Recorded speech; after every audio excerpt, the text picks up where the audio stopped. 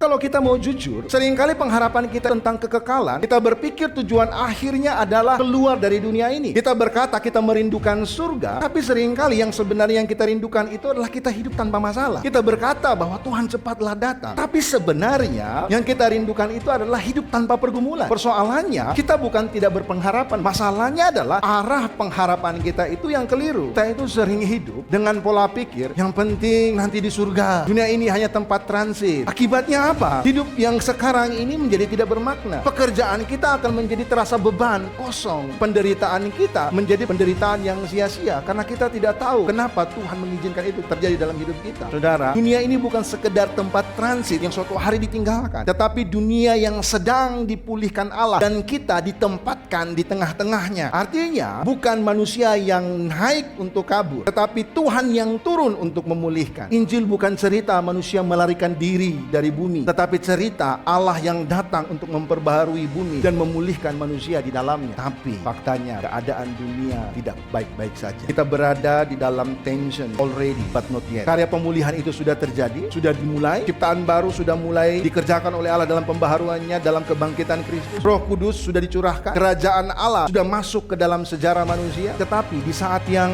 sama, kita juga hidup di dalam keadaan di mana dosa masih ada, penderitaan masih nyata, air mata masih mengalir, kematian masih terasa menyakitkan, dan pemulihan itu belum sempurna. Lalu apa dasar pengharapan kita? Wahyu 21 membawa kita kepada pusat pengharapan orang percaya. Yohanes mendengarkan suara dari tahta berkata, "Aku adalah Alfa dan Omega, yang awal dan yang akhir." Kalimat ini mengarahkan mata kita pada suatu kebenaran yang sangat penting. Dasar pengharapan kita bukan terletak pada kekuatan manusia, melainkan pada pribadi yang memegang seluruh sejarah di dalam tangannya. Saudara, inilah keindahan Injil. Pribadi yang berkata, "Aku adalah Alfa dan Omega," bukanlah pribadi yang jauh dari penderitaan manusia. Dia bukan Allah yang hanya berdiri dari kejauhan sambil menjanjikan pemulihan. Sebaliknya, dia sendiri masuk ke dalam kerusakan dunia yang sedang dia pulihkan. Sangat mengejutkan ketika kita menyadari bahwa pribadi yang berkata, "Aku menjadikan segala sesuatu baru," adalah pribadi yang juga pernah berkata di atas kayu salib, "Aku haus." Di salib, Kristus sedang masuk ke dalam kedalaman penderitaan manusia yang paling gelap. Dia masuk ke dalam rasa ditinggalkan, rasa hancur, rasa kosong, dan keterpisahan yang seharusnya menjadi bagian kita akibat dosa. Saudara, dia merasakan keputusasaan supaya kita menerima pengharapan. Pengharapan bahwa kita juga akan mengalami pemulihan total di dalam Kristus. Hati manusia yang rusak oleh dosa, kita takut, kita kosong, kita gelisah. Hati yang terus mencari identitas di luar Tuhan. Melalui Injil, hati yang keras itu dilembutkan, hati yang kosong itu dipenuhi, hati yang rusak itu dipulihkan secara perlahan. Dan karena Kristus bangkit, pemulihan itu bukan sekedar janji masa depan. Pemulihan itu sudah dimulai. Bersama dengan dunia ini, kita juga sedang dipulihkan. Karena itu saudara, ketika kita berjalan di tengah dunia yang belum pulih sepenuhnya ini, kita tahu kita tidak